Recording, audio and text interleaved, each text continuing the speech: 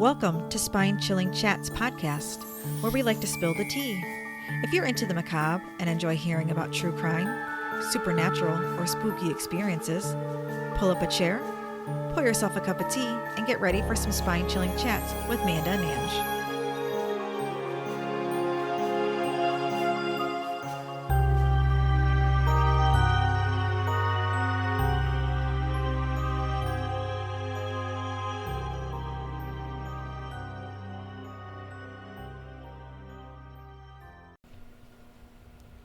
Hi to all the spooks out there. I'm Ange. And I'm Manda. If this is your first time joining us, welcome. Hello. We're like the extra scoop of guac at Chipotle. Unexpected and delightful. And if this isn't your first time joining us, welcome back. Yes. You already know the guac costs extra, but you're here for it anyways. Yes, you are. Today we have a sad case for you guys. Oh. I just wanted to give a trigger warning, as it does include child sexual assault and murder. I hate that. So please take care when listening today. Just fair warning. These are always tougher ones when I have kids. I guess let's get to it. Raymond Leslie Morris was born on August 13th, 1929 in Walsall, Staffordshire, England. Another England one. Yep. And just so you all know, I looked up how to read the addresses over there because I was tired of sounding like a stupid American. So Walsall is the town or city, Staffordshire is the county, and then, of course, England is the country. So that's how you understand it. So it's like city, state, and country. Like ours. City, state, and country. United States, country. Yeah, kind of. Okay. In a sense. In a sense. I also read that some homes don't even have house numbers over there, but they have a name instead. Oh. Which sounds super confusing if you're not a local and don't know the name of the address. The countryside of Staffordshire is referred to as Cannock Chase. It had wild and overgrown fields and forests.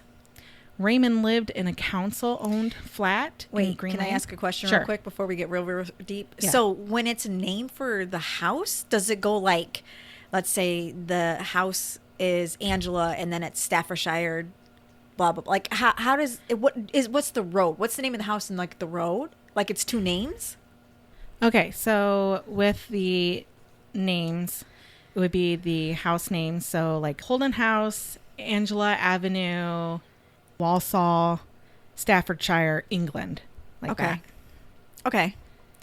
I just think it was weird that it would have like two names. Like it'd be confusing. It is confusing. Well, yeah, because you have like 16 names in there now. Yeah. And no numbers. No. So if you're not familiar with the houses, unless maybe they display them like easily, visibly, the names of the homes, so you can find them if you're not familiar with the area. Yeah. Because by here, like all of ours are synchronized house numbers. Yeah. The odds are on one side, the evens are on the other. Like, and we have numbers like 1, 2, 3, 4 South Front Street. Like our blocks are like the 100 block, the 200 blocks, the 300 blocks. So it's all right. All in so a it'd row. Be like 302. That's the 300 block. Yes. So yeah. It's easy to understand for us. For us, yeah. It might be confusing for someone in outside of the U.S. Yeah, I don't know. The countryside of Staffordshire is referred to as Cannock Chase. It had wild and overgrown fields and a forest. Raymond lived in a council-owned flat in Green Lane, which I assume council-owned means that it's government-issued low-income housing. I'm assuming. I'm not sure. It was across from a police station, which you would think if you're going to be doing some shady shit, you wouldn't want to be across from a police station. But then again, it's the perfect cover-up. Nobody would think. Yeah, nobody's going to look there. They're going to think, they live across from a police station. They're not going to do anything illegal. Yeah. So maybe he is smart. Some considered him a good-looking guy. I did not. He had an above-average IQ of 120. He enjoyed poetry and photography. Not a lot of information was available on his background, though. I did find that he got married in 1951 to a young lady named Muriel. She was the daughter of a neighbor who was 2 years younger than him. Oh, at least it's only 2 years and not 30. Yeah.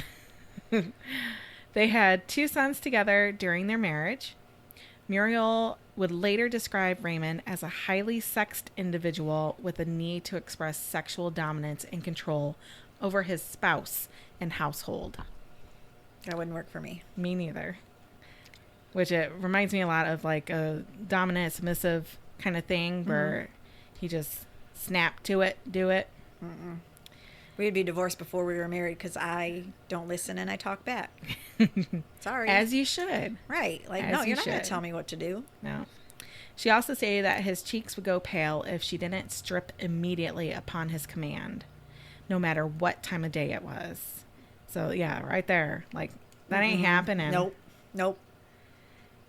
To the outside world, he was the picture of a respectable, hardworking man. Muriel and Raymond's marriage lasted 10 years before she left due to his violent and controlling nature. They divorced officially on the grounds of adultery in 1963, and Raymond was ordered to pay Muriel child support for their 2 children. He later even... Oh, so they had child support over there too? Yeah. Huh. So you learn something new every day. He later even threatened to withhold the child support payments unless she would have sex with him by letting him bend her over the table so he could take her in the animal position. Oh, my. Yeah. This guy's a real piece of work. Yeah, sounds like it. Already. When Raymond was 35, around 1964, he got remarried to a 21-year-old girl named Carol Horsley. And there it is. Yeah. That's a little ick. But you know what? If Johnny Depp were to have come up to me, I mean, he's like probably like 30 years older than me. I would have, okay. No question. Oh, yeah. No question asked. No. Well, now I would question. You know, back in the day, like in Crybaby. Oh, see, if he would dress up as Jack Sparrow, like, take me. That is, I want a pirate so bad. Oh, like my that gosh. is, I love if the we're long going pirates, hair. I would go with Orlando Bloom. See, I'm not into him. Really? I would take freaking Frodo over Legolas. No. Yes. I don't know. If we're going all time, mine's Brandon Boyd. Second would be Heath Ledger. See, and I think I would either do... I don't know if I would still pick Johnny Depp first. I don't. He's getting a little old for me. Old looking for me. He's still good looking. He's still... Oh, absolutely. But I think now I would probably pick either Jason Momoa first. Mm-hmm. That's a good one. Or I really like... Kevin Sorbo in Hercules. Oh, I mean, he's a good-looking dude too. Or I don't know his name, but the actor who played Hook in Once Upon a Time. Oh, he was hot. Yeah, I'm gonna look it up. Oh, Tom Hiddleston. Is that who it is? Loki. No, I would pick Loki. Yeah, I'm gonna look up Once Upon a Time. Right? Yeah, I love that show. But yeah, where it's kind of like, if you got long hair and guy liner, that's it. That's my husband's. Colin O'Donoghue. Captain Killian Hook Jones. Yeah, I would take him. My husband, he's so like, he would never wear eyeliner. He does not have long hair. Never would have long hair. He's not that guy. But no, not at all. No. But that's what you like.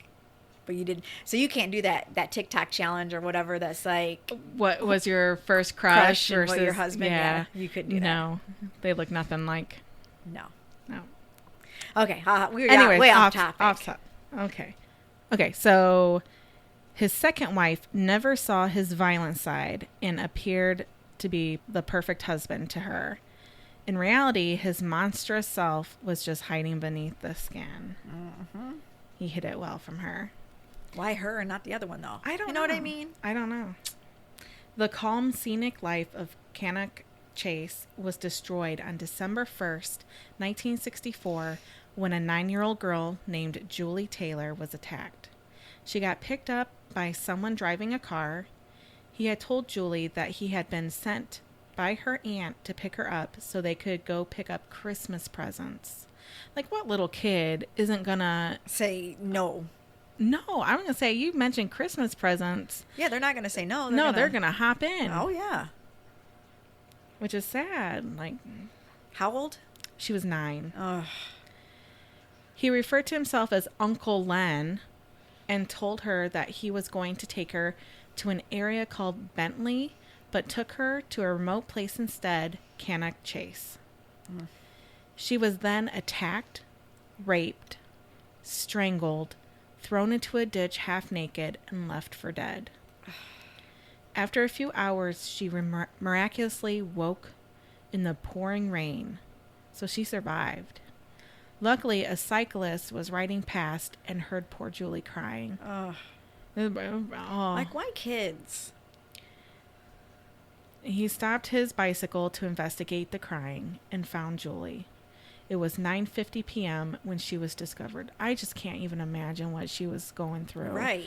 Like, she doesn't even know what that is. No. And to have that done to her, I mean, plus, you know, she's a little girl. Mm-hmm. Why? Like, it's she's disgusting. she's not made for a man.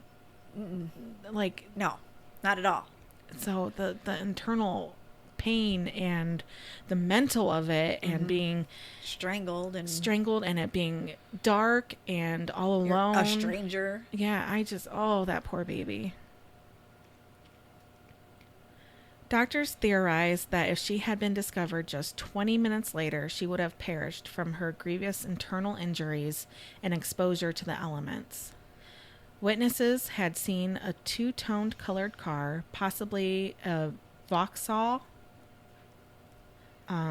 which apparently is some kind of European car. I don't know what it is, in the area.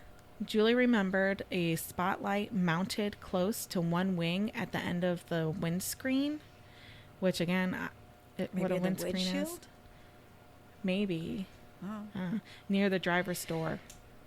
Unfortunately, a spotlight near the driver's door. Mm-hmm. So that's probably the windshield right there. Yeah, because they can control a spotlight from there. Unfortunately, without any hard evidence, the case grew cold.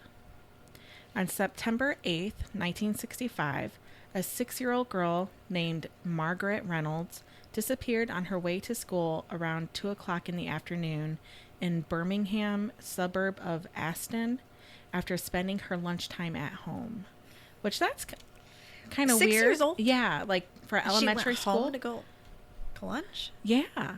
I guess they did that. I was in high school and we still couldn't leave school to go to lunch. Oh, we could. Niles could when you're juniors and seniors. Oh, maybe it was only junior or senior. But Brandon and I never could. That's weird. Because somebody ruined it for him. Oh, well. There's always got to be the one. Yeah. When she didn't arrive back home for afternoon tea, which Google tells me is around 3 or 4 p.m. Okay. And learned that she had never returned to school, her mother unsurprisingly became worried. Her older sister, Susan, had walked most of the way back to school with her, but they had to part at one point so they could go to their prospective schools because they went to different ones. The next day, around 150 police officers went door to door knocking, looking for Margaret. Over 25,000 people were interviewed, but no clues about her disappearance were found. Mm-mm. On December 30th, which is my daughter's birthday, in 1965, 5-year-old Diane Tift vanished without a trace as well. Diane had been on her way home from her grandmother's home, which was just a short walk away, around 2 o'clock p.m.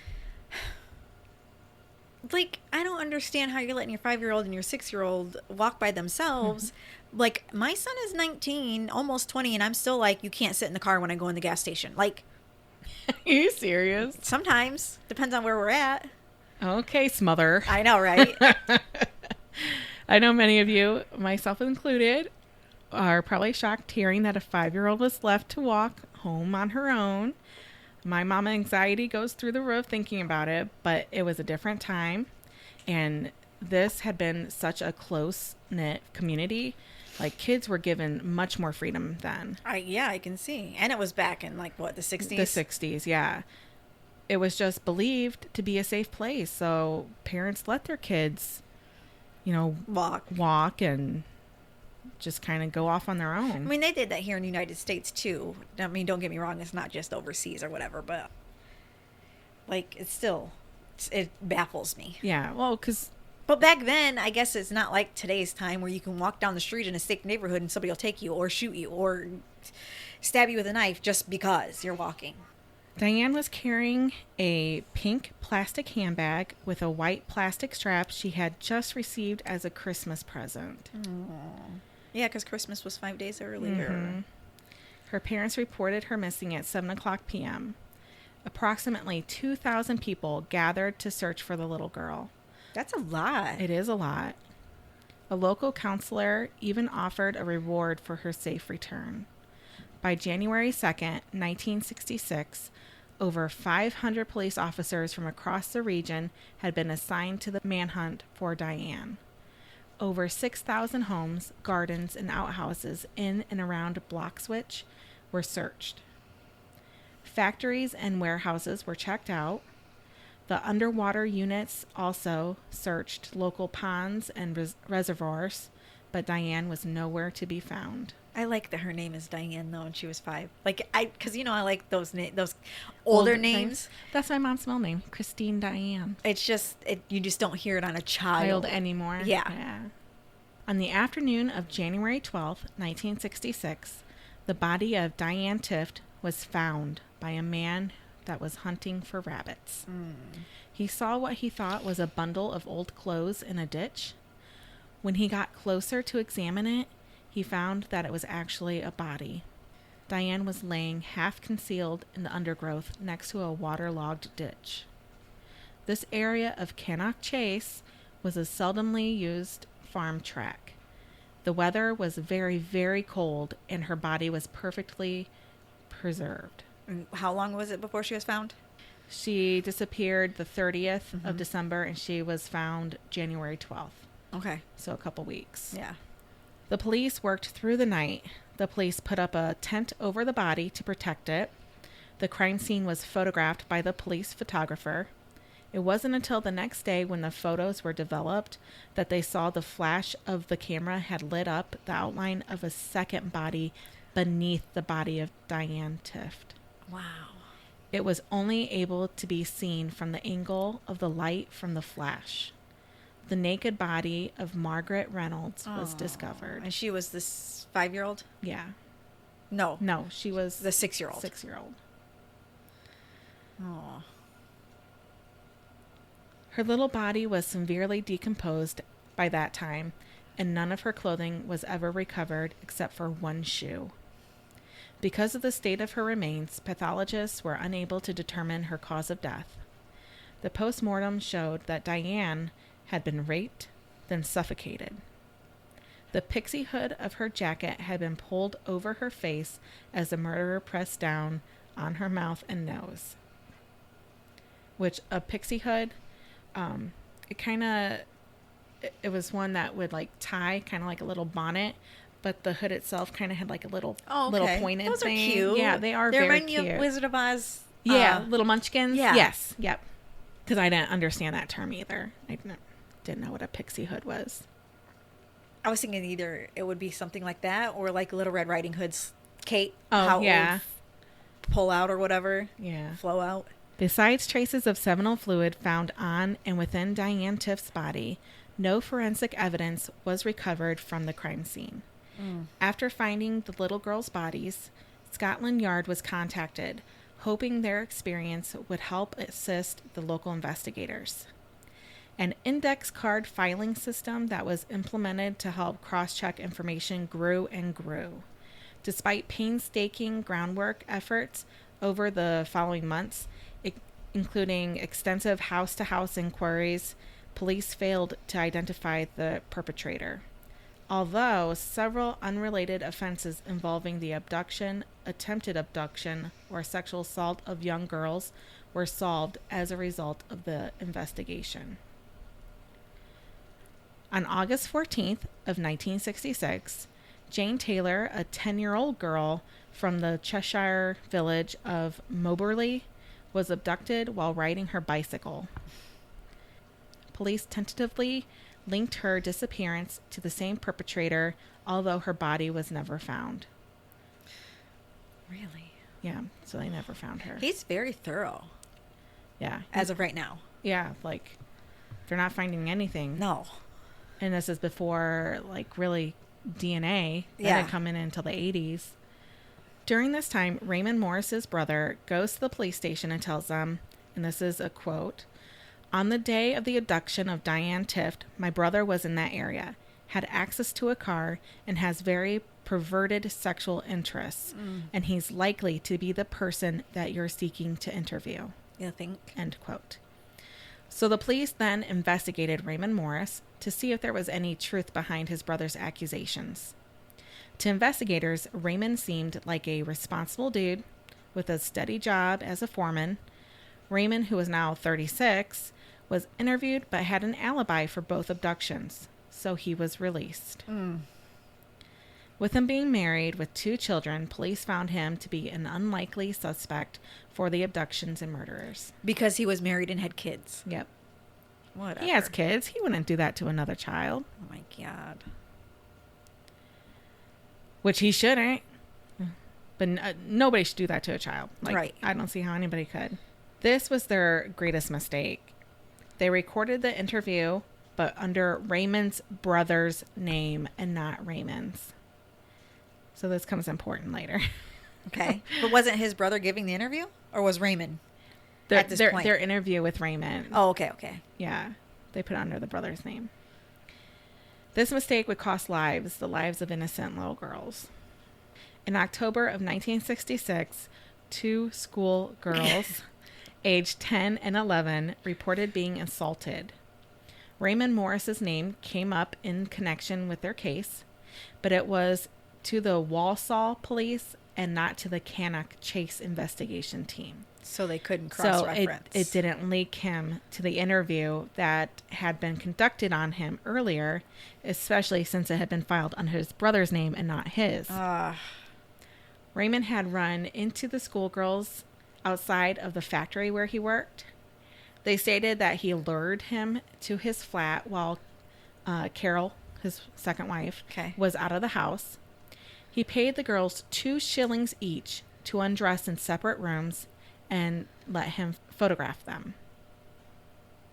That's sick. Yeah. The girls identified the factory that Raymond worked at and the block of flats he took them to.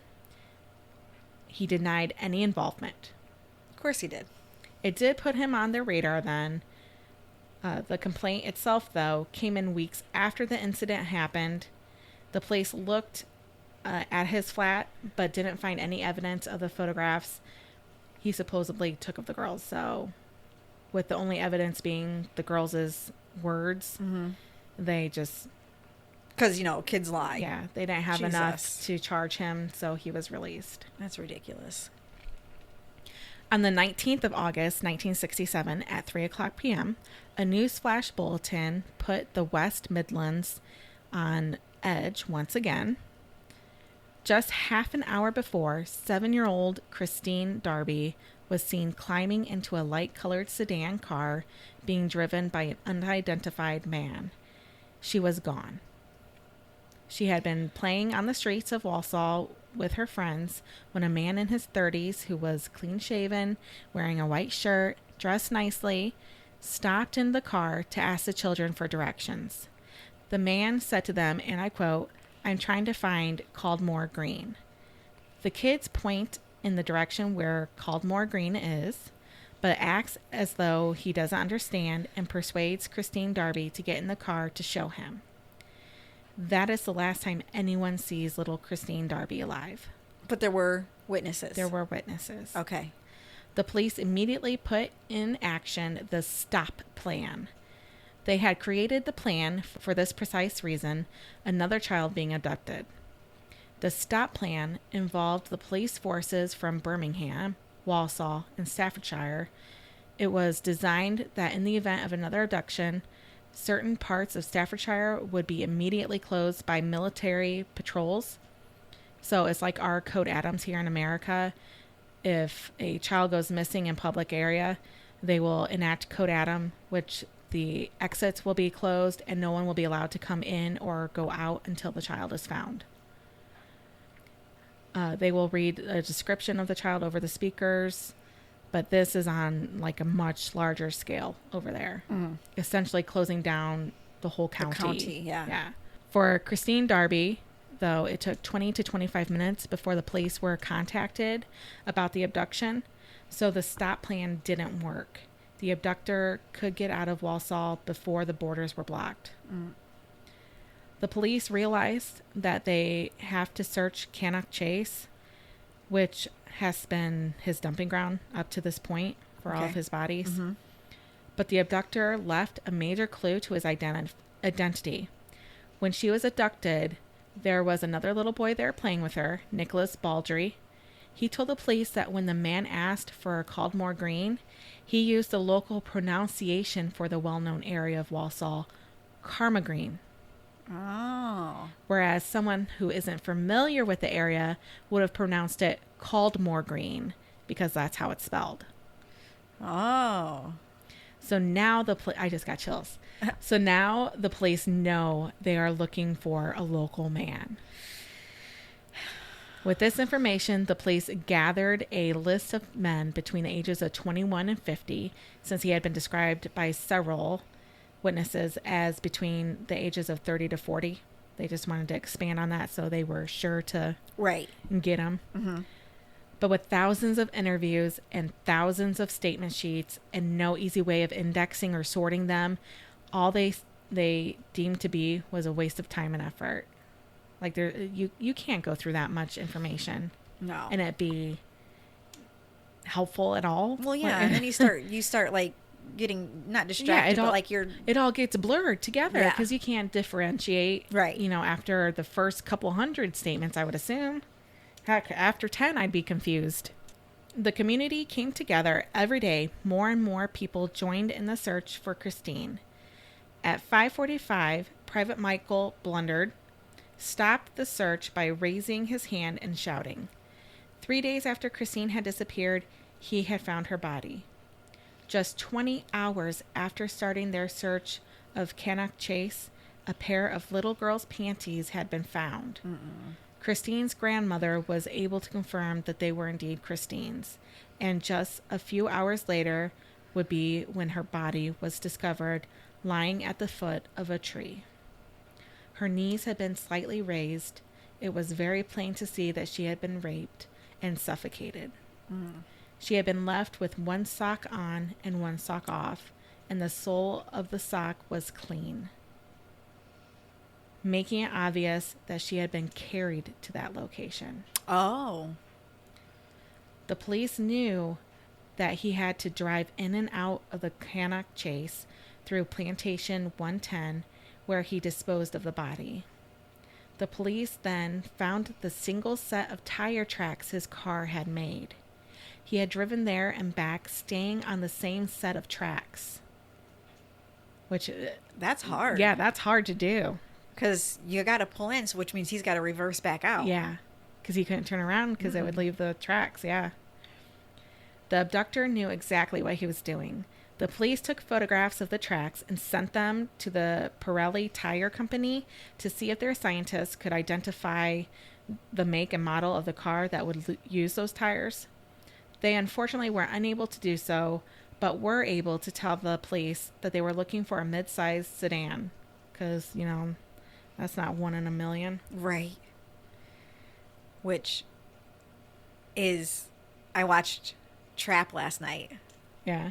And they would describe the car, and they're like, oh, because there's a serial killer profile or like in the movie, and everything that she said was this guy, and they were like, oh yeah, they mostly drive dark colored sedans or dark colored cars because they don't appear to be dirty, because most of the killers are OCD.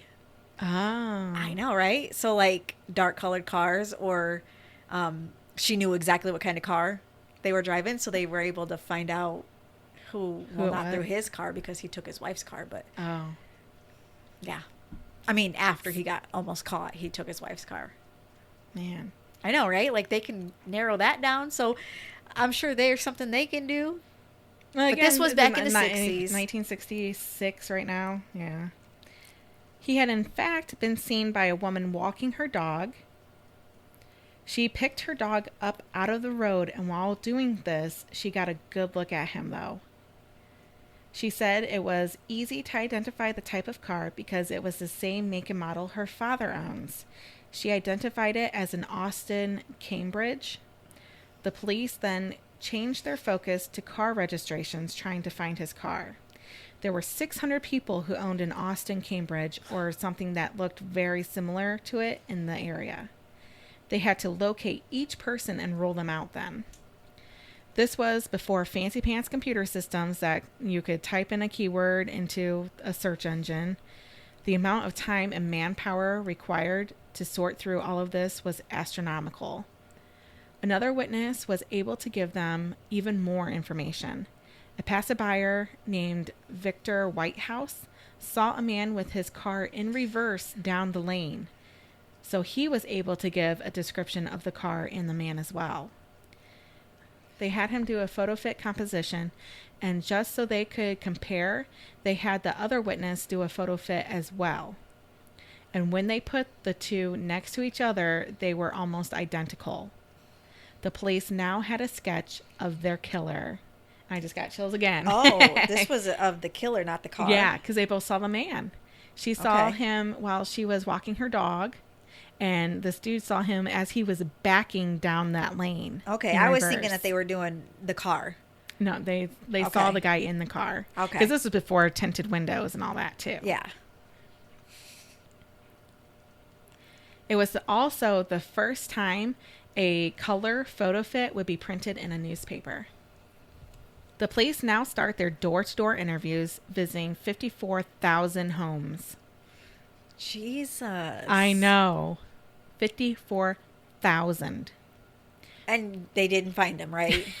Jesus. 38-year-old Raymond Morris was then interviewed by the police in regards to Christine Darby.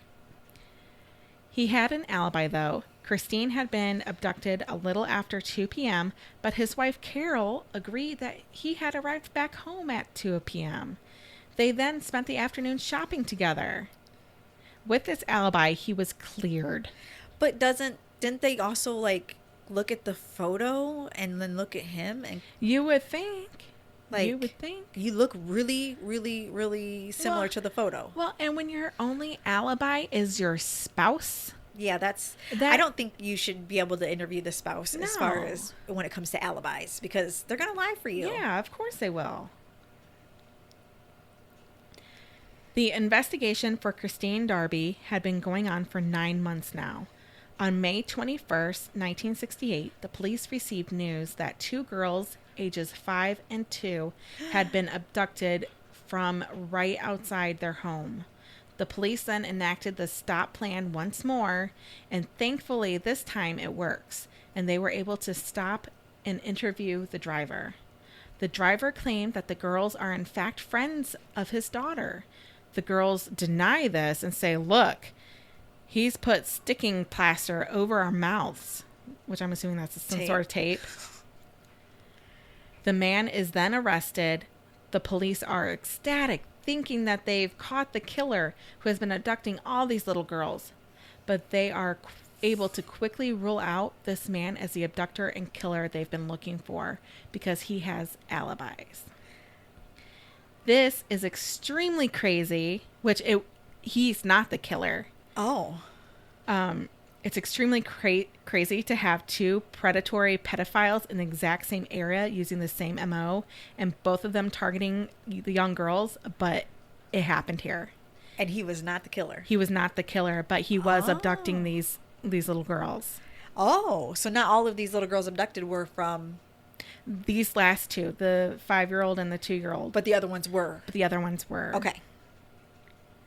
On November 4th, 1968, the night before Bonfire Night, which if you haven't heard of that, you obviously haven't seen V for Vendetta, which is an amazing movie, and you should go watch it right now. I have not seen that. Robbie and I actually have a tradition of watching it every year on November 5th.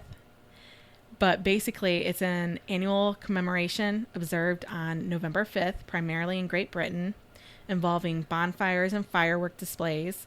And there's a poem about the history that starts off with, "Remember, remember the 5th of November, the gunpowder treason and plot. I know of no reason why the gunpowder treason should ever be forgot." But the movie has Natalie Portman in it and Stephen Fry. It's just a really good movie. Anyway, so on November 4th, the night before Bonfire Night, a 10-year-old girl named Margaret Alton was approached by a man in a car offering her rockets and Catherine wheels, which are fireworks, I guess. Okay. Catherine wheels. I've never heard of those. Me either. But he was offering them from the front passenger seat of his car. When she approached the car, though, she saw that the front seat was covered in newspapers and couldn't see any fireworks, which caused her to hesitate. He then grabbed her arm and pulled her into the car.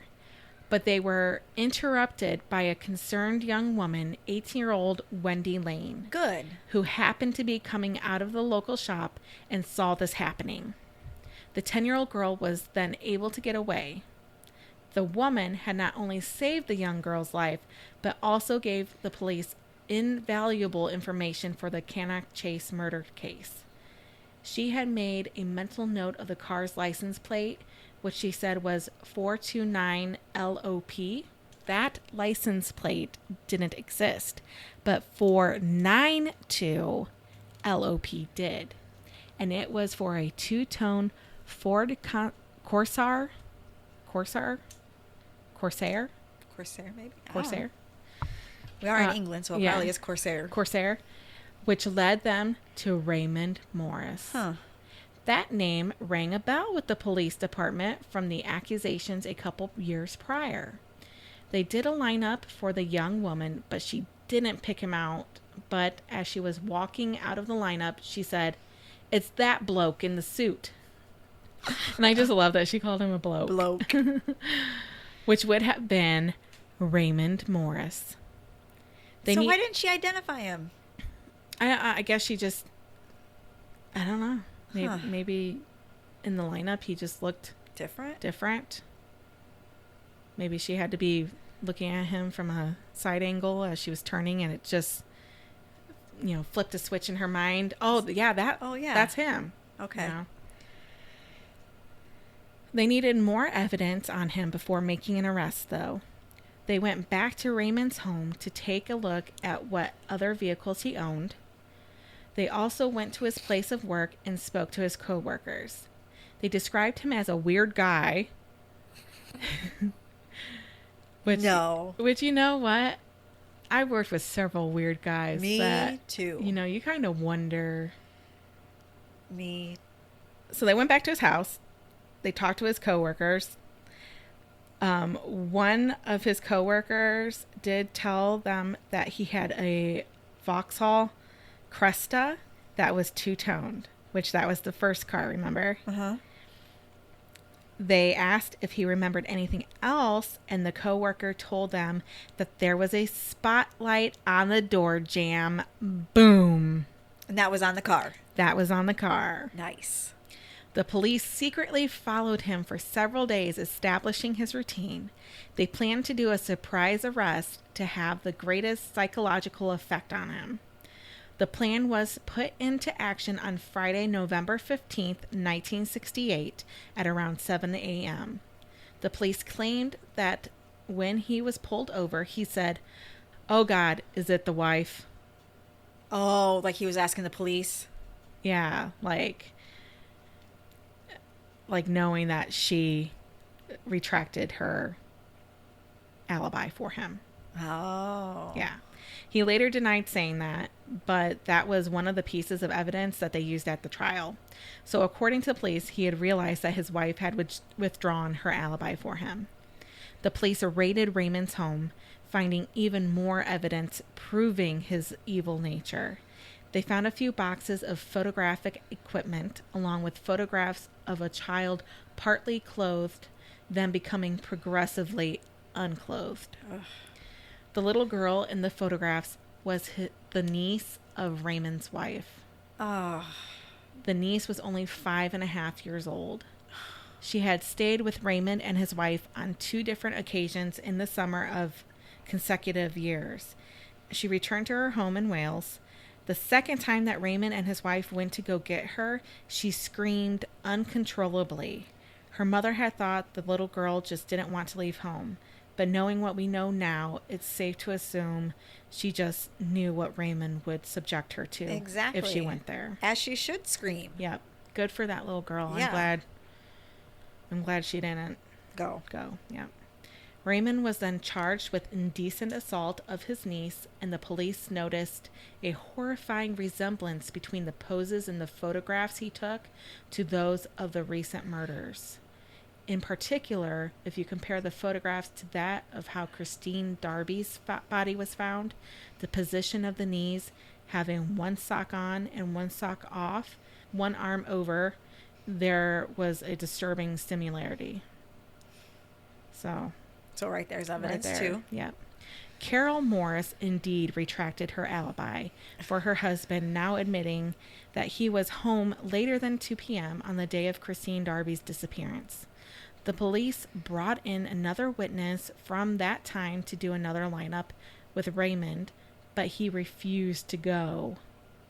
Like Raymond, how can you refuse to? The that police was my are telling you. That's my question. Like, are you allowed to just refuse? I didn't think that was allowed. Yeah. I didn't think that was a thing. Yeah. I don't know. No, I'm not doing a lineup. Like, I thought you had to. Yeah. Yeah. I mean, I guess you can say no. It's like saying, I want a lawyer. They can't do anything until they get a warrant. Well, they have a warrant and they arrested him. They do have a warrant. Yeah. And they've already arrested him. I thought he was at home. No, they stopped so he's in him. jail saying this. Yeah, and they wanted him to do a lineup, and he refused. You can't do that. The police engineered a situation in which Mr. Whitehouse was able to observe Raymond as he was at the police station. Mr. Whitehouse was then able to confirm that Raymond was indeed the man he saw driving in Cannock Chase on the night that Christine Darby's body would be disposed of. On February 10th, 1969, Raymond appeared at the Staffordshire courtroom, being charged with the murder of Christine Darby, 2 counts of sexual assault against his niece, and the attempted abduction of Margaret Alton. The room was on pins and needles. Raymond stood stony-faced, not reacting to any of the witnesses. He chose to plead not guilty to the charges of abduction and murder, but guilty to the charges of sexual assault against his niece, because there was no way he could deny that.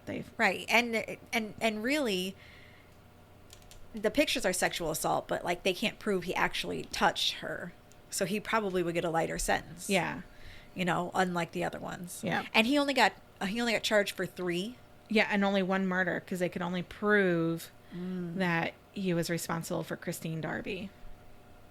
On the second day of the trial, 2 of the most crucial prosecution witnesses, Victor Whitehouse and Jean Rawlings, testified as to their eyewitness statements regarding the man they had seen on Cannock Chase on August 19th, 1967, and the identikits they had subsequently helped investigators to produce. So their photo...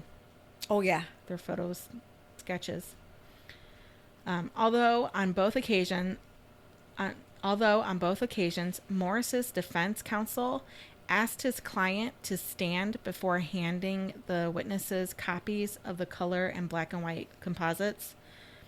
asking both to compare these composites to Morris as he physically appeared in the courtroom and stating, and this is a quote, "Neither identikit picture bears very much resemblance to Morris, does it?" End quote. Both witnesses disagreed, with White House concluding his testimony by stating, and this is another quote, "I think if I had happened to see Mr. Morris walking down a street on the other side any time after August 1967, I would have been able to pick him out." End quote. Rawlings also stated the individual she had seen on Cannock Chase on the date in question, and this is another quote, "is the gentleman sitting in the dock." End quote. Rawlings' testimony was followed by that of Detective Chief Superintendent Harry Bailey, who testified as to the discovery of Darby's body, the recovering of evidence at and near the crime scene, and the child's subsequent identification. On February 14th, so Valentine's Day, here we go. a police officer named Brian Porter testified as to a remark Raymond had made in one of the house-to-house inquiries conducted in the months following Christine Darby's murder. Brian Porter testified Raymond had expressed annoyance at being interviewed repeatedly, adding he knew police had a job to do, but that since he had no children of his own, but he does have children. I know, that's what I was like, what? Anyways, but that since he had no children of his own, he couldn't imagine how Christine Darby's mother must feel, having lost her daughter. Although Raymond's counsel attempted to claim these words had not been spoken, Brian Porter simply replied, and this is a quote, "That was said, sir." End quote. That was said, sir. That was said. That reminds me of when we went to the Hartford Motor Speedway for the Night of Destruction, where they race and then they crash the car. Like they destroy this trailer and whatever. This little kid, he couldn't have been more than 4. He walked by and he touched my shoulder and he said, "Oh, excuse me, ma'am." Aww. And it was the sweetest thing ever. But I looked at my niece and I was like, "Ma'am." Like, whatever. So now all the time my niece is like, "Excuse me, ma'am." Aww. I know, it was the cutest little voice ever. Also to testify was Home Office pathologist Alan Usher, who testified as to the discovery of Christine Darby's body on Cannock Chase and her subsequent post-mortem. His testimony was accompanied by post-mortem photographs which illustrated the injuries inflicted upon the child. Mm-hmm. Carol Morris, Raymond's wife, then testified on behalf of the prosecution. She first described the route her husband had typically taken to and from work, which, contrary to official statements her husband had given police, took him in close proximity to Camden Street and Caldmore Green. She then retracted the statements she had initially told investigator about the two having been shopping on the day of Darby's murder and Alton's attempted abduction, stating that on each of the dates, the two had been questioned by policemen as to her husband's movements. She had agreed to corroborate her husband's statements as she didn't think he could be the person responsible. Carol then testified her husband had not returned home until the early evening of August 19th, 1967, and that his demeanor had been normal on this date, and that on the date of Margaret Alton's attempted abduction, her husband had not returned to their flat until the ending credits of the soap opera Coronation Street were broadcast. She also stated her willingness to provide a false alibi for her husband on each occasion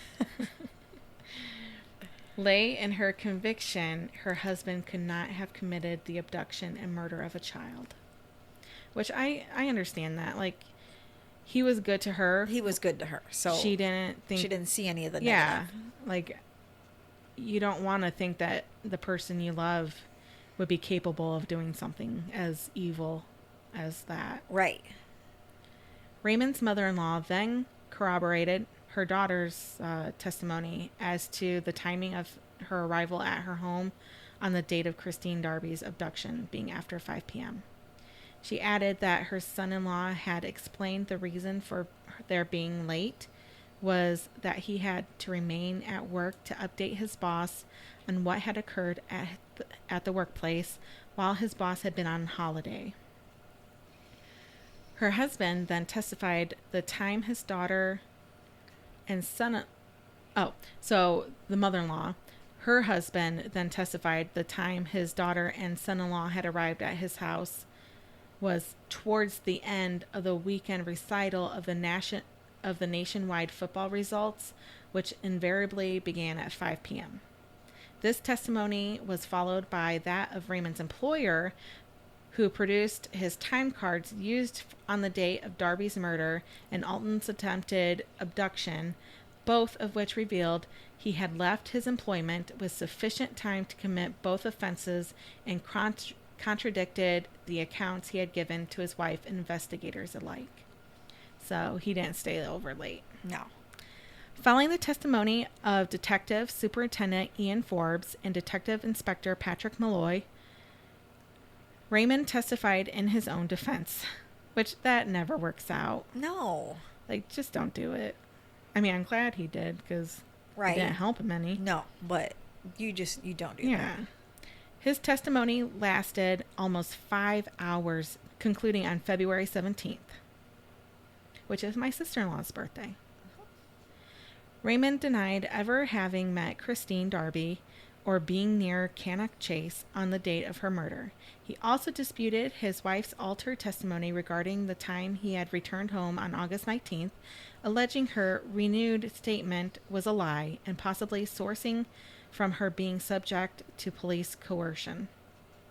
He also denied the earlier testimony of Malloy and Forbes, who had testified that when informed Raymond was to be arrested for murder of Christine Darby, he had exclaimed, "Oh God, is it my wife?" Morris alleged in his testimony that, following his arrest, he had been beaten in police interrogations, that police had not offered him the opportunity to participate in a lineup, and that he only became standoffish with police following his arrest when informed by Forbes his wife wanted nothing further to do with him. He had not gotten the opportunity to go in a lineup? That's what he's claiming now. When he was questioned on the explicit pictures of his 5-year-old niece, Raymond claimed he chose to take the nude pictures because of an incident that happened immediately before. He claimed his niece had accidentally exposed herself as she fell backwards on his bed while he took innocent pictures of her. Mm-hmm. Sure. Innocent, yeah. Oops, I've fallen. Oops, I've fallen again. That shit doesn't. He also claimed to be disgusted with himself for keeping the photographs and was unsure why he had kept them. He then gave evidence on his own behalf. When the photographs came up, he really lost his ground and got all flustered. He was obviously lying about the photographs. Shortly after Morris took the stand and began to testify in his own defense at his trial, Julia Taylor, who was now in her early teens, which was the first girl. Oh, okay. The one that survived. Okay. Rose from the public gallery, hysterically pointing at Morris and crying out, "That's him! That's the man who did it to me." She was gently ushered, weeping, from the public gallery. The jury were not informed as to her identity due to fear their knowledge of the identity and ordeal may prejudice the trial, so that it would affect what the way they thought about the trial. Okay. They knew it was her. On February 18th, 1969, after deliberating for less than 2 hours, the jury reached their verdict. Raymond Leslie Morris was convicted of the murder of Christine Darby and the attempted and indecent assault of 2 other girls. He was sentenced to life in prison. He, however, was not convicted for the murders of Margaret Reynolds and Diane Tift. The police just didn't have enough hard evidence to charge him with those 2 murders as well. The judge simply informed him, "I do not intend to keep you for long or make any comment about this terrible murder. There is only one sentence, as you know, life imprisonment." That was a quote. After receiving the sentence, Raymond turned to look at the public gallery. He stared coldly in the direction of his second wife, Carol Morris, before he was led from the courtroom to begin his life sentence. Several people in the crowd shouted insults and threats such as, "Hang him!" Which I understand. Yeah. I mean, this guy has been killing all their children for years. Mm-hmm. 5 weeks after the conclusion of Morris's trial, on March 28, 1969, the Austin A55 car in which he had abducted and murdered Christine Darby was bought by a Worcestershire-based car dealer who immediately drove the car onto the forecourt of his garage and publicly burned the vehicle. Good. Raymond Morris died at the HMP Preston Health Facility of natural causes on March 11th, 2014, at the age of 84, having spent the final 45 years of his life in prison. 10 days before his death, he signed a disclaimer rejecting any further active medical treatment and specifically stating he did not wish his family to be informed of his decision. Morris never admitted his guilt to any of the Cannock Chase murders and never expressed any semblance of remorse. By the time of Morris's death, he had become one of the oldest and longest-serving prisoners in England and Wales. 9 months after Morris's death, the Ministry of Justice publicly released the details of the cost of Morris's taxpayer-funded cremation. Mm-hmm. In response, a retired policewoman named Maureen Freeman, who had participated in the manhunt to identify and apprehend Morris, stated, "I'm sure the families of his victims would be disgusted. Cannock Chase will never forget what he did." Mm-mm. And that's it.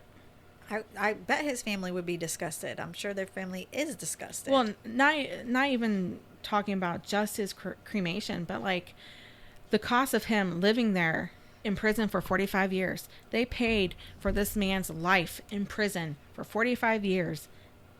Right. For his for the children that and murdered, that didn't get to live their life. Unfortunately, like I said before, like I don't condone murdering and all that stuff, but too bad he wasn't murdered before he died of natural causes. Yeah. He got to live out his whole life. 84? Yeah. Sad. It is sad. It's a sick, sad world. And, and that just, I never realized how much for corporal punishment I was until I started reading these and doing these podcasts. And how they keep getting off and how they keep, Like, I'm sorry, some people just deserve to die. Yeah. Like, I feel like if you murder somebody, you deserve the death penalty, period. Like, I don't want to pay for you to live out. Now, I know that being in prison is not all fun and games. No. I get that. But you're living. You're being fed. You get to watch TV sometimes. Well, that's what I was going to say. Some of them get TVs in their own cells. Yeah. And they get fed different meals, and like it's like living in your own little apartment. Yeah, you still get to interact with people unless you're in isolation. It's free for you. Yeah. Well, I mean, they still have jobs. Yeah, but it's still, you don't have to pay for your, unless you want commissary, you don't have to pay for your foods. Yeah. You don't got to pay anything for you need. Yeah. Yeah. So I'm for death penalty. Yeah. I think murders deserve murder. Yeah. Murders deserve death penalty. Yeah. So. And if the courts aren't going to do it, and society's not going to do it, then somebody in the jail's going to do it. Yeah, you're already there. Right. Take one for the team. But then again, if we kill all the murderers, then some of them aren't there for life. Some people are, usually it's somebody really bad or a murderer that's there for life. Well, if we kill all the murderers, nobody's going to be there to murder because they're already there for life. Like, there won't be a lifer there. Yeah. So then it would just be a cycle of, oh, you're going to kill him, so now we got to kill you, and now we got to kill you, and now we got to kill you. I don't know. I hate these kids ones. I do too. Like, why? Why kids? I don't understand. Because they're easy targets. And but there's nothing appealing about them. No, not in that way. No. But we're not those people, so we don't understand. Oh, well, that was heavy. Yeah. Everybody just, go take a nice bath or get a bowl of ice cream or something. Watch a comedy. Make yourself a little happy. Take some self-care.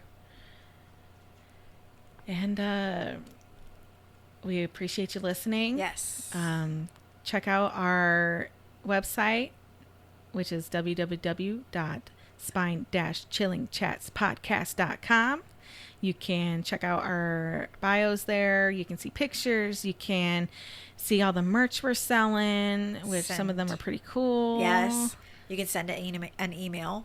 Yep. Tell us some spooky stories you have or any suggestions you have for anything you want us to cover. Yes. We don't just do true crime and we don't just do haunted stuff. You can, we just did mysterious paranormal triangles, which, we're willing to cover most things that are a little on the spread our wings, a little spooky, a little mysterious, a little to other genres, a little.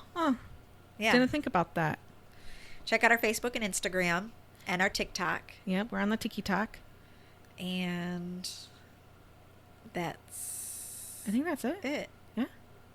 So thanks for listening. We hope you come back. Yes. And we hope you keep it spooky. See you guys. Bye. Thanks for joining us on Spine Chilling Chats, your go-to podcast for all things murder, paranormal, and macabre. Keep sipping that spooky tea and diving into the darkness with us. If our tales have sent chills down your spine, don't forget to hit subscribe and share with your fellow lovers of the haunting and horrific. See you next time.